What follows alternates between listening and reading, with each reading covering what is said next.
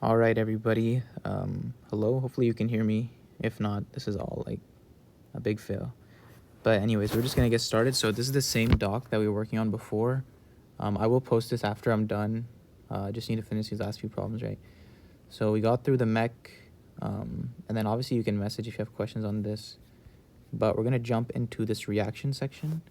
And so, let's see what color. Okay, so let's get started. So it says for each of the reactions or series of reactions below, draw the structure of the missing major organic products, plural maybe, in the boxes provided. Make sure to include all the pertinent information about stereochemistry. Okay, so the reason why he said anything about stereochemistry is because you know there's a certain type of reaction that inverts stereochem. Right? And what type of reaction is that? Hopefully you just said SN2.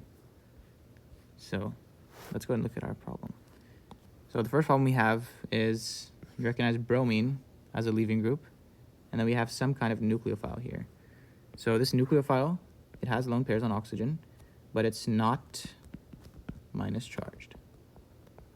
So we refer to this as, let's go a little bit thinner here. This is a relatively weak nucleophile slash base. Okay? And so how this is going to react is we need to recognize what is our substrate substitution, right? So this is the carbon, and it's bonded to 1, 2, 3 carbons. So this is a 3' substrate. So hopefully by this point you can recognize that 3' substrate is going to react via what type of mechanism? Exactly SN1/E1. And remember, these two are in fact coupled, so they both occur, right? So let's draw the SN1 mechanism. And how that works is, in the first step, the leaving group leaves. On these problems, you don't have to draw the mechanism. I'm just doing it so you guys can see how it would proceed, right? So let's draw that out like this.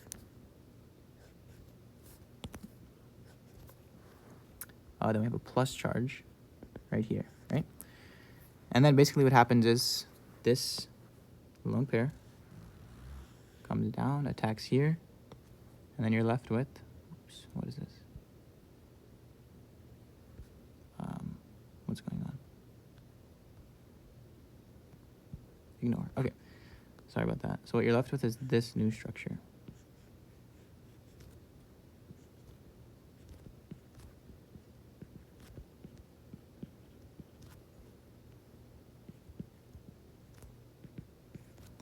And then you deprotonate this into this thing. This O, CH2, CH3. And so this is one product via the SN1 mechanism, right? And then similarly, you know that E1 can occur. And so we'll go left. So if we go this way and we do the E1 mechanism, right? How that looks is we have this structure like this, plus, then we have hydrogens here. We also have, actually that's a common mistake you might make. There are actually no hydrogens here.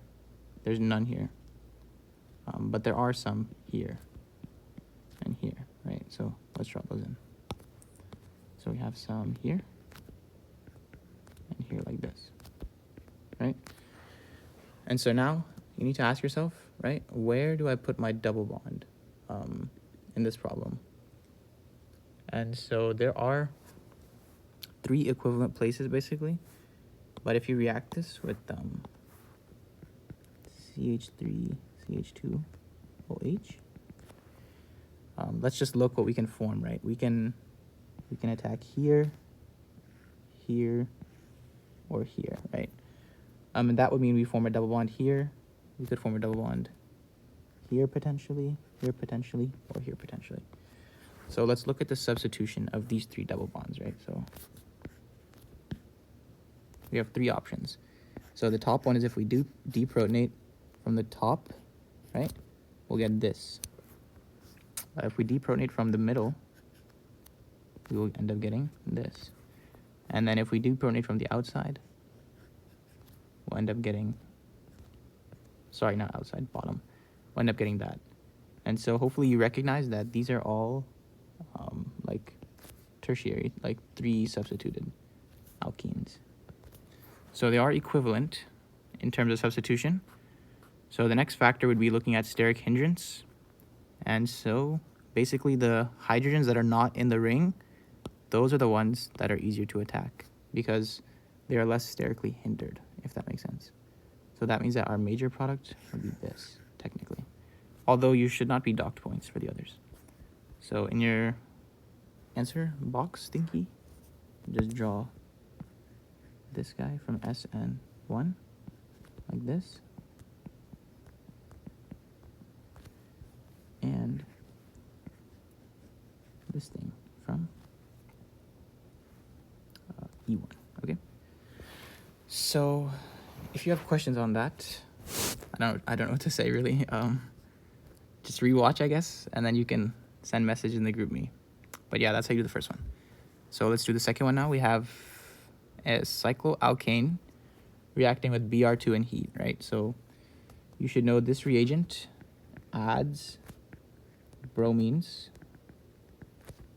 to more substituted sides. Okay, so on this ring, there are no more substituted sides, but whenever you do react Br2 HV, you add a bromine. So I'm just gonna add it here. But really you could have added it here, here, here, or here. It doesn't matter, just add one bromine, right?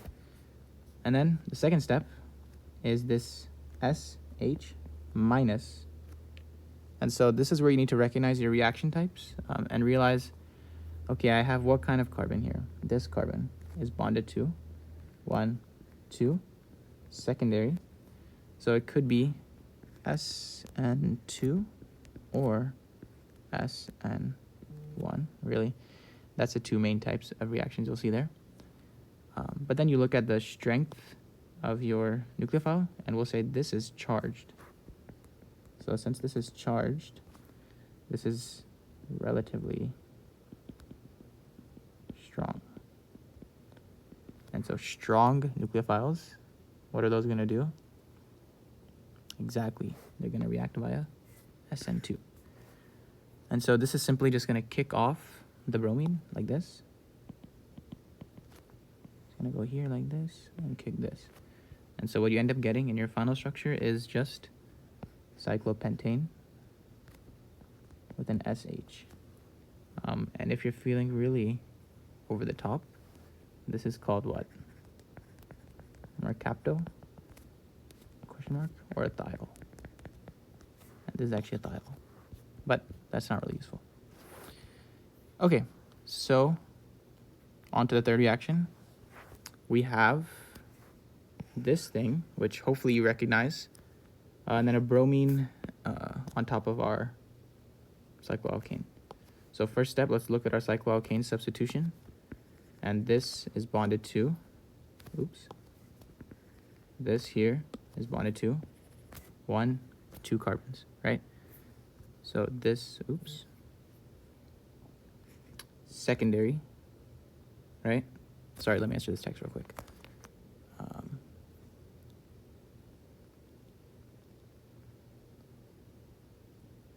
Okay. So, matter of fact, let's just fix all that, right? DND. Okay. So this is secondary, meaning that can react via SN2. Potentially it could be SN1, could be E1, potentially it could be E2, basically. Basically it could be any of these. So the next thing you do is look at the strength of our nucleophile slash base, and you should recognize this to be something called tert butoxide. And the amazing thing about knowing that this is tert butoxide is this reacts via E2 mechanism,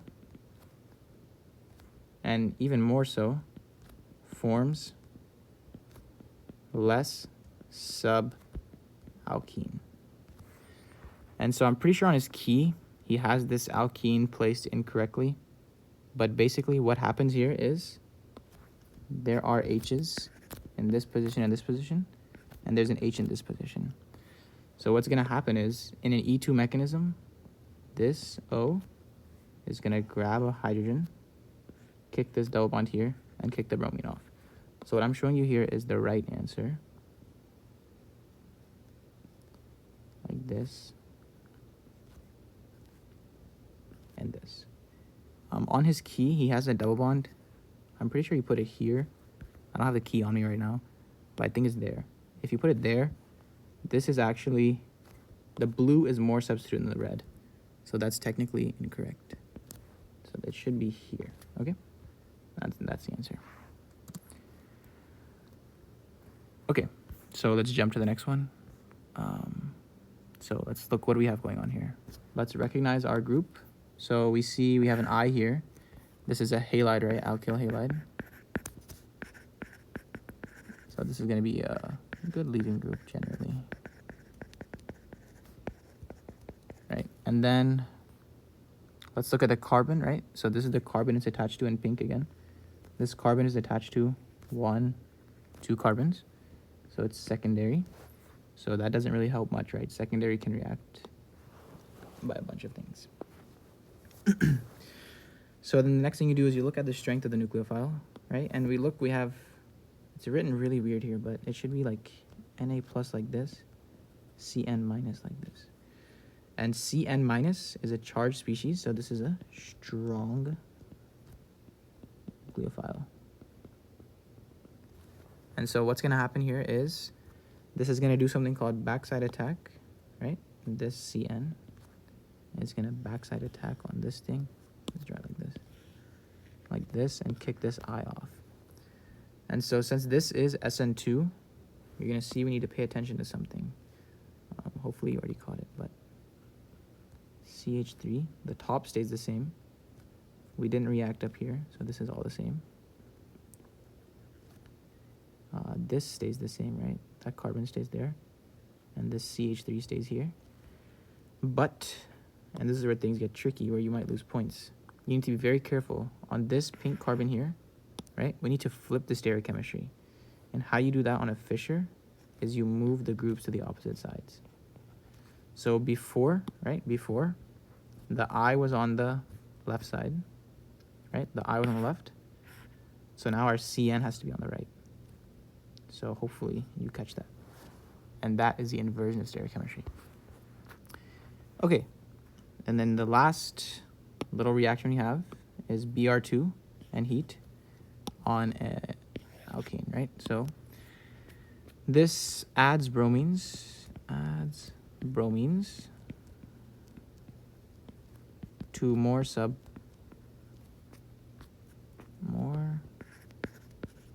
substituted positions, right? So let's see. You would think that it would add a bromine here, right?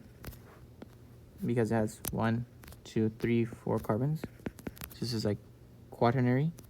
The issue with that is you cannot brominate on a quaternary carbon, and that's simply because it already has 4 bonds. So this is not the right site. This is not it. So what are the other sites we have? We have this one. Let's do a different color. In blue. And this one is connected to 1, 2, 3. So this is tertiary. And then the last one in orange. We have this carbon here. This is connected to 1, 2. So this is secondary. So between these three, we have a 4, a 2, and a 3. 4, we explained we can't do that. Between 2 and 3, 3 is higher. So we'll brominate there. And so your final structure, it should look something like this. This stays the same. Yeah. And then this, and a bromine here. And that's all for the reaction section. So hopefully that's clear. Let me just go over some quick things to look out for. Tert butoxide makes the least subalkene. Be very careful there. Least subalkene, okay? What else? SN2, we need to invert the stereochemistry here, okay? That's another place you might slip, so be very careful. And then the last thing is, on a quaternary carbon, it already has 4 bonds. So don't brominate there, because then you have 5, right? And that's pretty much it for the reaction section. So normally I would say, does anybody have questions? But since there's nobody here, let's move on to the synthesis, right? Okay, so propose a sequence of synthetic steps that would efficiently accomplish the conversion shown below. Show all starting materials and necessary reagents, but do not give mechanisms. Okay, so I like to do synthesis backwards, and hopefully I've convinced you this is the way to do it. But let's just start with this and go backwards, right? So a few things I recognize is that I have a double bond, and I have something allylic to that double bond. So immediately in my head, I'm already thinking something like NBS happened. And that's simply because there's something at the allylic position. At this adjacent carbon, there's a group. And so, you know, NBS can add. Let's write that in. Adds what? Bromine. Allylic, right? Okay. So what I would do is I would work back a step, right? And just imagine there's something before this, right? Let's do something like this. This. Okay, very good. Okay. Like this. And let's just put the bromine here, okay? Because we know how to add this bromine. It's going to be via NBS. So now look at this step. How can I replace a bromine with an SH? And that's as simple as saying I'm going to use Na plus SH minus, right, via SN2. You don't have to write this part in, but this is for you to know that this is going to come in here and kick off the bromine. And so that's how we get there, right? Okay. So then jumping back another step, right? How do we get a bromine at that position? So let's see, we have this, like this, like this. So how do we add a bromine at the allylic position? Hopefully you just said to yourself, NBS and light, right? You could have also used, no, use NBS. If there's a double bond, use NBS, okay? So now the next step is realizing, okay, how do I form an alkene? So what are some ways you know to form an alkene? And the reason, or not the reason, the answer is to form alkene. Do you do substitution or elimination? Answer is elimination.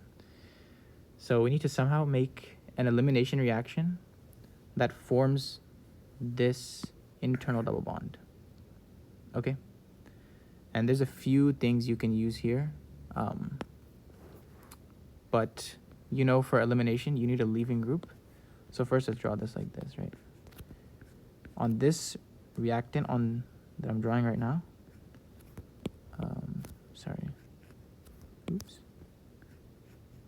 on this, you know there has to be a leaving group, and there should not be a double bond. It should be a single bond because that's our step. We need to form a double bond using elimination.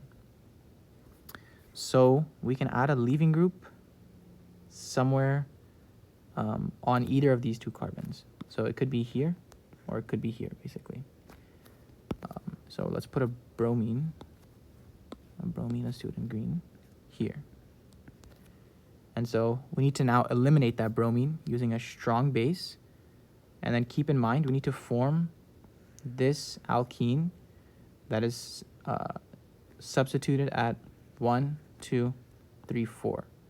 So this is a 4, like a quaternary alkene, basically, substituted at all 4 positions.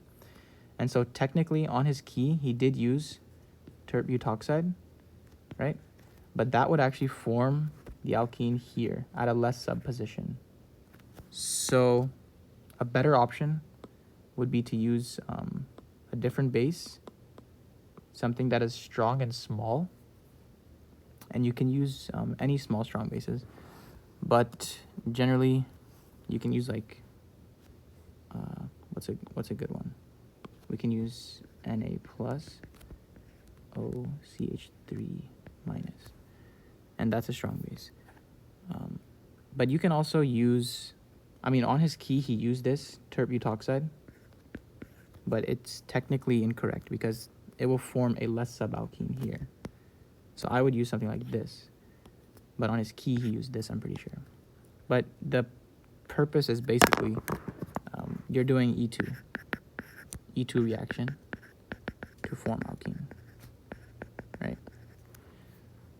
So then you realize, okay, or you have to ask yourself, how do I add a bromine to an alkane? So let's draw this structure without the bromine, right? And ask yourself, how do I add a bromine to the most substituted position here? And the answer to that is, hopefully everybody said it, Br2 and light. Okay, so that's going to be how you basically do this synthesis. Yeah. Okay.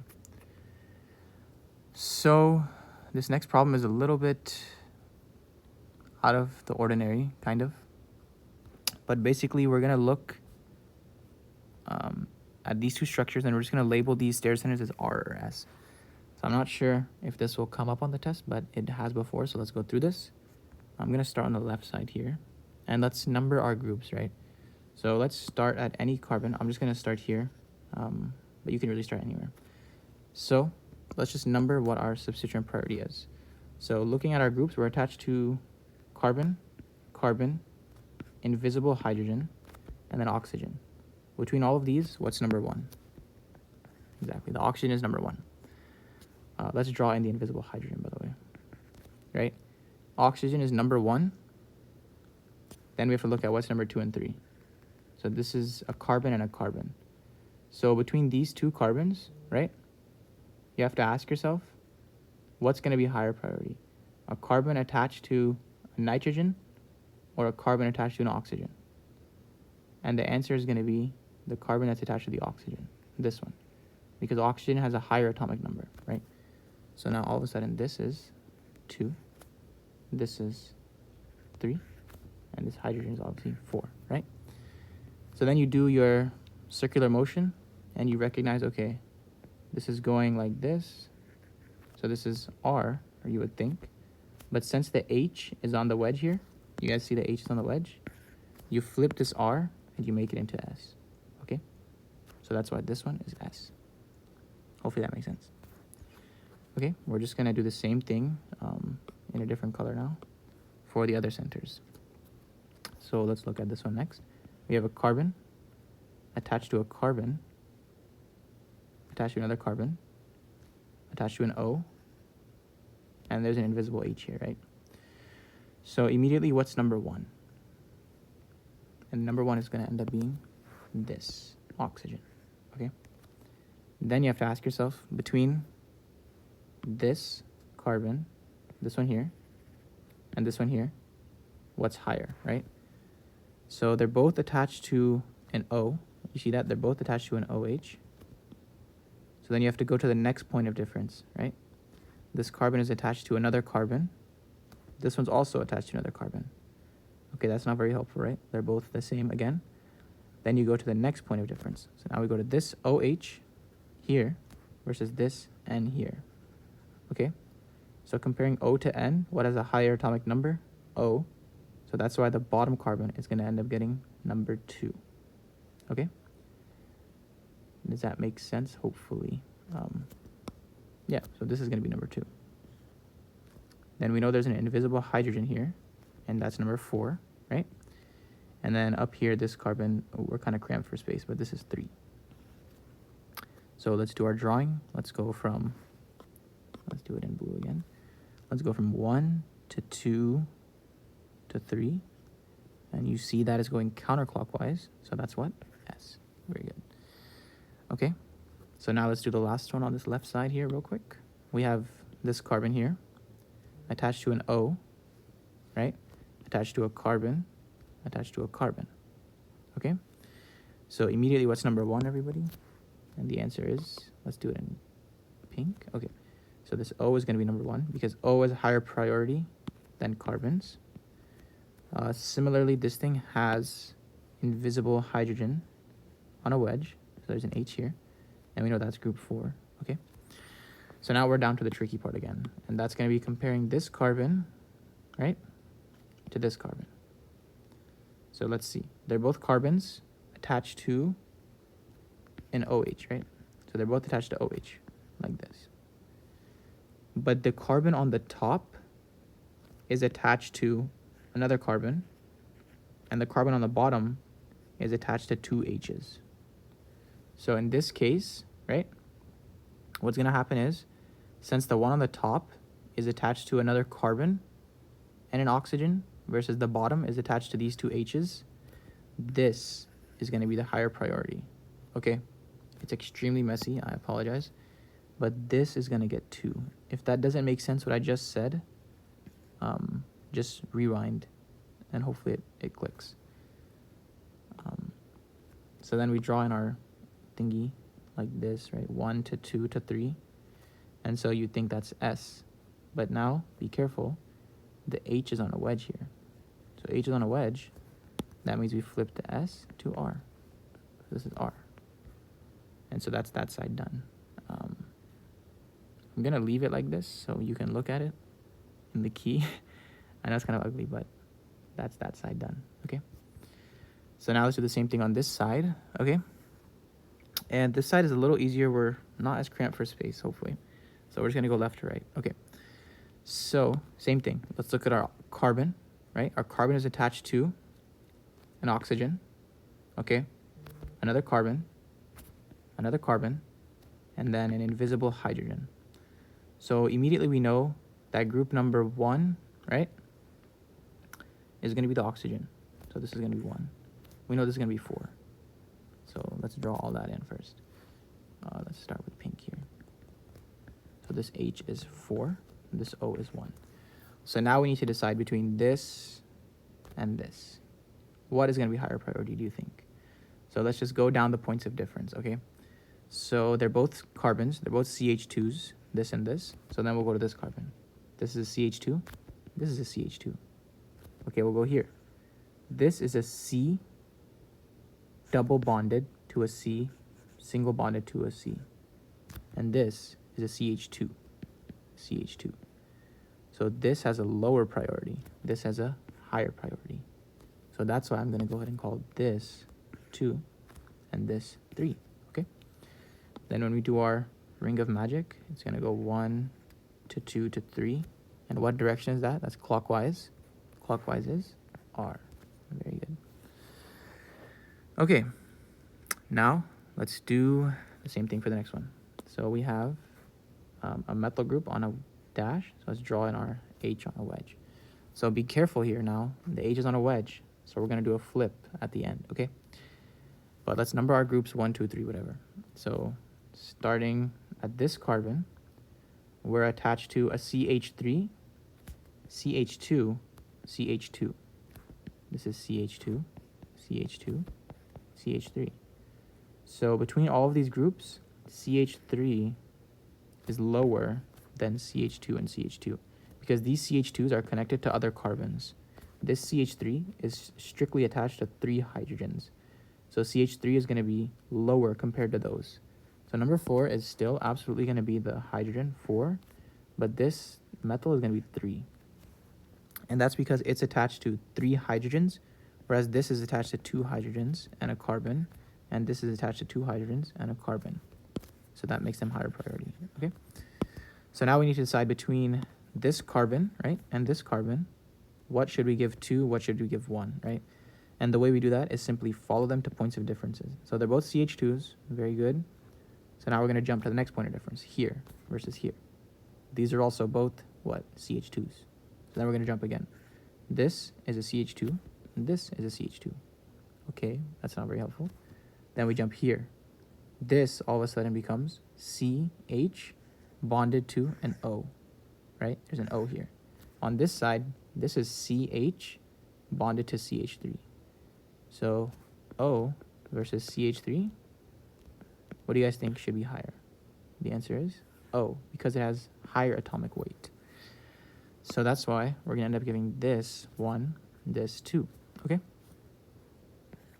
So now we do our ring of magic again, like 1 to 2 to 3, and this is looking like counterclockwise, right? So it's S. So the answer is S. No, the answer is not S. Be very careful, okay? Since this H is on a wedge, you need to flip this, I don't know why it's a Z. Flip this S to become R, okay? So the answer is R. And then lastly, we're gonna do this guy real quick. So we have a carbon, right, attached to a methyl on a dash. So what does that mean about our hydrogen? Very good. For those of you who said it, hydrogen is on a wedge. So again, be very careful. We're going to flip this at the end, okay? Whatever we get, we have to flip it because you want the H on the wedge. So let's look at our carbons, right? So we have carbon attached to CH3, CH2 here, and CH2 here. These CH2s are connected to carbons. So these are both immediately higher than this one. So let's go ahead and put our numbering in. This is going to be 4, and this is going to be 3, okay? So now you have to ask yourself, right? I need to decide between the left side and the right side as carbon 1, this one or this one. And so we've done this a few times, so hopefully you're comfortable following the points of difference. So we're going to go this way and this way. So let's look at this carbon versus this carbon. These are both carbon A, basically. They're both CH2s, right? So that's not helpful. Jump to the next one. CH2, CH2. This is carbon B. That's also not helpful. Okay. Jump to the next one. C versus this C. This carbon is attached to CH3 and methyl, basically. And this carbon is attached to CH3 and a methyl. That's also the exact same. But now you hit a unique issue. If you move down the line more, so we're starting here, we compared X to X, we compared Y to Y, we compared Z to Z. I'm out of letters. We're going to compare A to A. We did that, and they're the same. So now let's move again. Let's compare B here to B here. So look at the B's. I know we're really spread across the screen here, and I apologize. But the B on the right, this B here, is CH3. Okay. This B here, CH2 connected to another carbon. So what do you think is higher? C bonded to CH2 or CH3? Question mark. The answer is this is higher because carbon has a higher weight than that third hydrogen. So that is why this left side is going to be 1 and this is going to be 2. I know that's really, really complicated, and this is probably one of the worst RS problems you'll see, but that is how you approach these. So again, draw your awesome clockwise ring. I'm so sorry, this is counterclockwise. So you think it's S, so the answer is S, right? No, look at this. This is on a wedge. So we need to flip the answer choice to R. So that's R, okay? So that is how you approach vitamin B2 and vitamin E. Yeah. So if you have questions, obviously just drop them in the chat. Okay, and so that marked the end of sorry, I just got another text. That marked the end of our doc for today, basically, right? We did this reaction sheet, synthesis, then RNS. And then some of you guys were saying you wanted to do some more problems. So I scooped up another synthesis that we can do together. Not together, I'll do it and you can watch me. But anyways, yeah, so I'll do one more synthesis for you guys. So hopefully this helps. Wow, it's 10 o'clock already. Okay, so let's see, what's it say? Propose a sequence of synthetic steps that would efficiently accomplish the conversion shown below. Show all the starting materials and necessary reagents, blah, blah, blah. Don't give mechanisms. Yeah, also keep in mind, you don't have to show arrows in this, right? You can use any inorganic reagents. Okay, that's a good word. Oh, never mind. Organic compound with 1 or 2 carbon atoms. Okay, well, let's just give it a shot, right? So, you guys know, I love to start these backwards, and I think that is the wisest strategy to go about this stuff. So recognize on your final product, this thing, right? We have an epoxide, right? And now I want you to tell me, how do I form epoxides? And if you said MCPPA forms epoxides, you would be on track to getting all 50 of these points, right? So how this is going to work is we're going to move back a step, and we're going to look at the ring like this, this. And then we know there needs to be an alkene on this position. Since the since the epoxide formed there, the double bond has to be here to indicate the MCPBA forms like this. So simply draw in the double bond here, and then as a reagent, we just write MCPBA. Very good. So now look at this thing, okay? Ask yourself, how do I make a double bond O? Let's move back a step, right? Because I see I have a double bond O here. So I recognize that to make a double bond O, I can oxidize, let's write that out here, oxidizing alcohols makes double bond O, basically. So let's go back a step to an alcohol real quick, right? So let's do something like this. This. Boom, boom, boom, boom, boom. So what are some good oxidizers you guys know? There's one in particular that is really good that I like, but you can use a few different ones. But PCC will do this. And then alternatively, if you don't like that one, you can use Na2CR2O7. This is also an oxidizing agent. Do not use both of these, right? You just need to write one of them. So I'm going to put like an or here. This is just for you guys to know you can use or, not both, okay? So hopefully that makes sense so far. We're going to move back another step now, right? And we're going to recognize, okay, I have an alcohol here. What kind of alcohol is this? I have a secondary alcohol. Secondary, let's do it in pink for consistency. So secondary alcohol. And that's formed by what? And the answer to that is aldehyde. Okay? So we know we need to do Grignard with an aldehyde, basically. Oh, that does not look good. Anyways, ignore. We know we need to do Grignard like this with an aldehyde. Let's draw this a little clearer. The alkene is still there, by the way. If that's not clear, let me draw that more clearly. Like this. This double bond is still here. And then we need to do a Grignard, right? And we need to add an alcohol piece, basically. So this is where it gets kind of tricky, but you need to recognize that I'm adding this. Let's do it in a different color. I'm going to add this thing. Oh, blue on blue is not good. We're adding this alcohol, okay? So that means that my Grignard reagent needs to be where?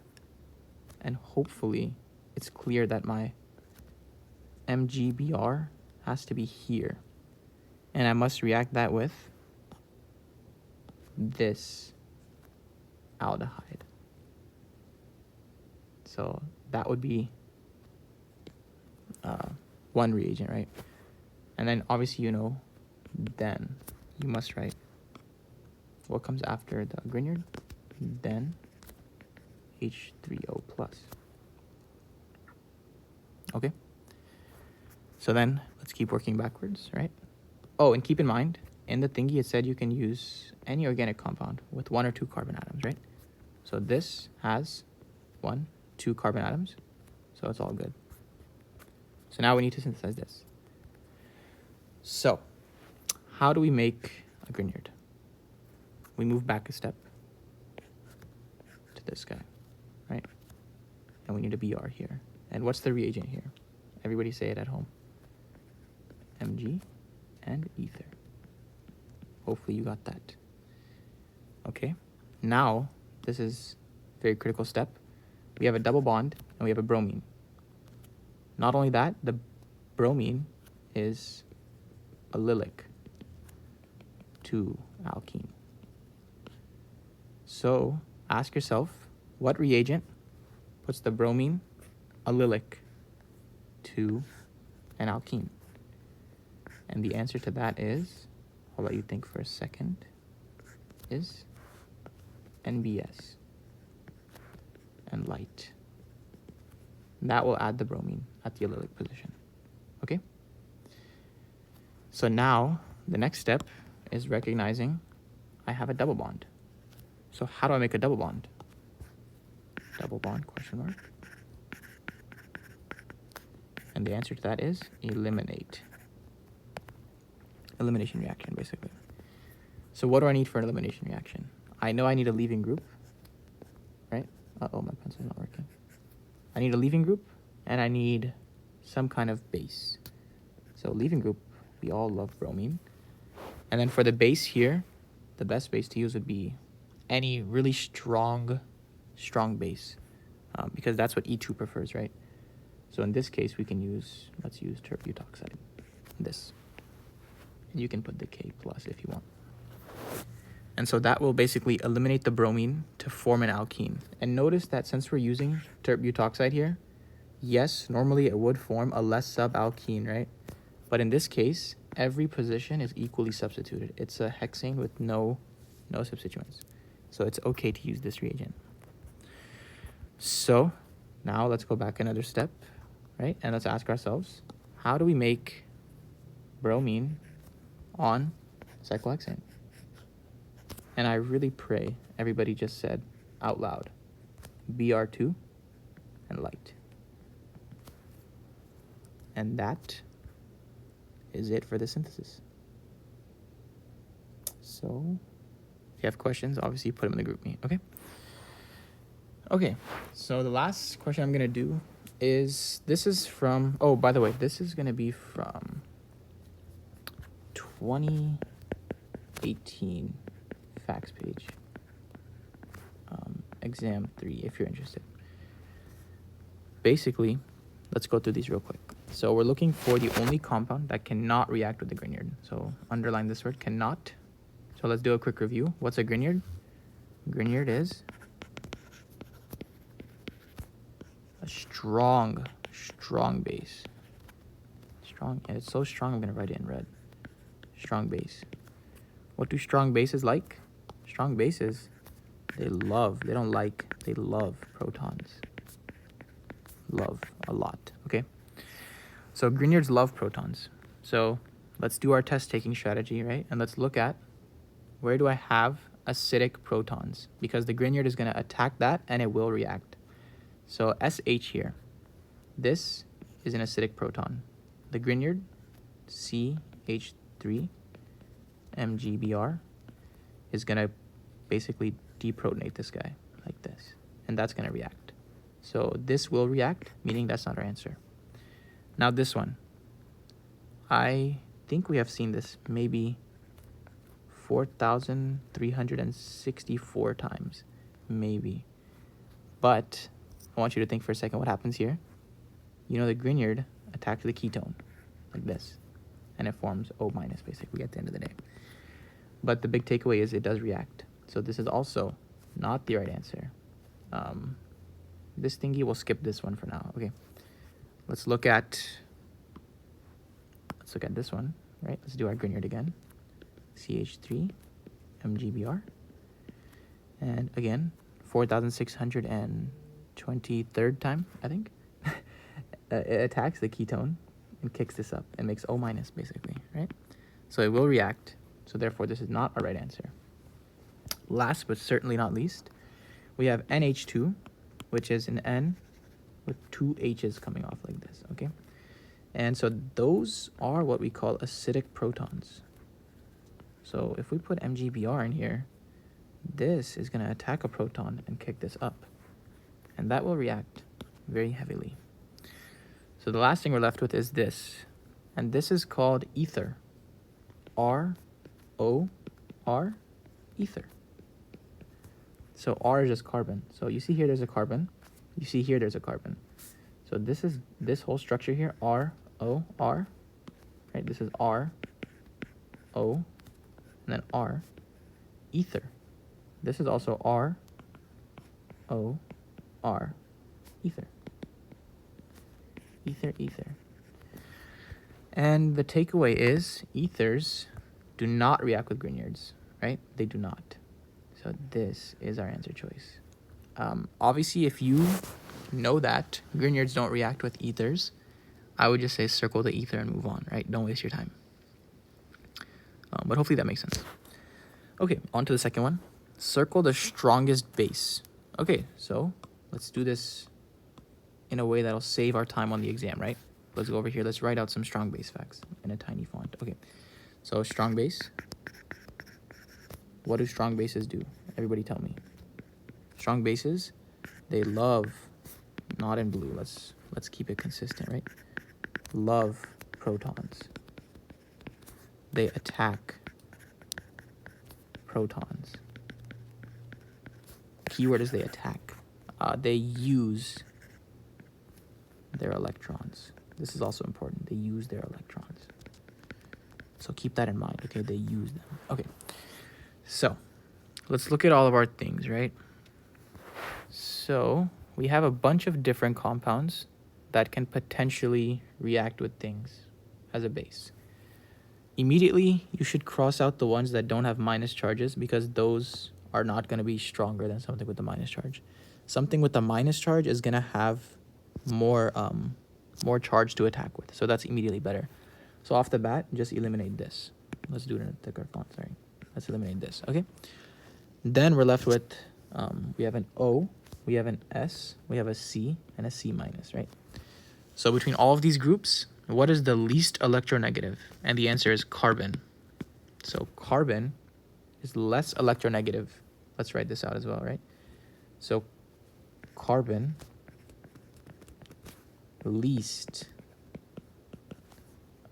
electronegative. That's what that means. So therefore, it is the least greedy. Least greedy meaning it will attack with electrons. Okay. Basically, you need to know that electronegative compounds, they do not like to share their electrons relatively.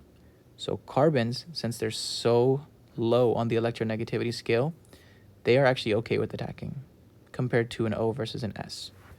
So eliminate these two options because we know that carbons are the more basic compounds due to this fact here. And then from today's in class today, I should say, we did this example, right, of an sp carbon versus sp3. So in an sp orbital, what that means is you have all these electrons, right? Let's draw on electrons. And then we have something called the nucleus. Okay, same thing here. We have all these electrons, minus charges. These are minus electrons. And then we have something called the nucleus. Okay, in an sp orbital, your electrons, your electrons, they reside closer. These are physically closer to the nucleus. So they're being sucked in, they're being pulled in. sp is closer to the nucleus. You see how much more they're getting sucked in here? They're like basically attracted to the nucleus heavily. sp3, do you see how much more distance these electrons have to travel to get to that nucleus? The point I'm making here is these are further from the nucleus, meaning there's less magnetic attraction, right? Less magnetic attraction means these have the option to go this way as well. These literally are much more hindered when they go this way. They're so attracted this way that they don't react that heavily compared to this. So knowing that, the strongest base is going to be this one because it's going to donate its electrons basically with ease. They're so far from the nucleus compared to the other carbon. Does that make sense to everybody? Hopefully. And then last but not least, the most acidic alkyne. So how do you approach acidity problems? Let's go ahead and write out the little trick. So acidity, you want cario, right? We have C-A-R-I-O. We want charge. We want atoms. We want resonance. We want induction, inductance, and then we want the orbitals to be, well, that's not important. So this is what you need to look at when you look at acidity. So the first and most important thing is the more electronegative a compound is, right? If electronegativity goes up, that means that the atom can bear the charge. It can bear the charge or the electrons. So more electronegative compounds are more acidic. Okay? That's a fact. Additionally, if there's resonance implies that electrons can be delocalized. So if you have a C minus like this, right? Versus a C minus like this.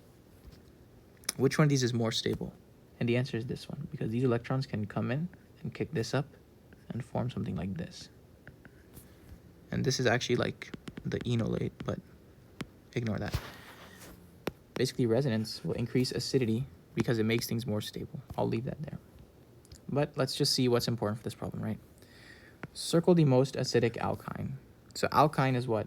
C triple bond C. So off the bat, is one of these not an alkyne? And the answer is, there actually is an alkene. This is an alkene. It's not even an alkyne, so get that out. Okay, then let's look at our structures, right? So they're all carbons. They're all C triple bond C. This is a C triple bond to CH. So let's just draw in CH here. That's what's invisible. And then here, there's no H, right? There's no H. This is actually a C. There's a C here and a C here. So it's like C, triple bonded to C, bonded to CH3, bonded to CH3. So note here, on these two carbons, there's not even any protons, okay? There's not even hydrogens to donate. And you know that acids, right? Let's write that down. Acids donate protons. So if there's not even alkyne protons to donate, how could that be the answer? The answer is it can't. That's out, okay? So now, between these two groups, we're going to recognize, okay, you know what? This guy has a CH, this guy has a CH. So let's see what happens when we deprotonate them. So once we deprotonate them, this is basically going to become C minus and C minus, right? Because the base is going to come in, what's going to happen is like NaOH. It's going to come in and grab the H and kick that bond there. And that's going to make it minus. And same thing here. NaOH is going to deprotonate this acid, make it C minus, right? So now we're comparing C minus to C minus, okay? They're both carbons, connected to carbons here, right? Very good. Then look at the next point of difference, okay? A here versus B here. A is connected to two chlorines. B is connected to two hydrogens. So think back to the first unit of inductive effect, basically. So inductive effect is when more electronegative atoms pull the minus charge through their electronegativity difference, basically. So since Cl is so electronegative, it's going to be pulling electron density away from this. And what that's going to do is it's going to delocalize this minus charge. So all this minus is going to like get sucked up basically by these Cls because these are partially negative, right? So since they suck up the minus charge like this, right? The minus charge is now being shared across this whole molecule. Since the minus charge is being shared, that means that this is more stable because the minus charge is not concentrated. Here, on the left side, there's nothing sucking that minus charge, right? That's not happening. So it's all concentrated on this carbon, and that is not a happy carbon. So this is going to be more acidic. I think that's all we had. Let's see. Yeah. So that's pretty much it. Look through these. If you have questions or are stuck, please message in the group me and we'll get back to you. But yeah, hope you all have a good night and good luck on your test. And if you made it this far, thank you. And see you.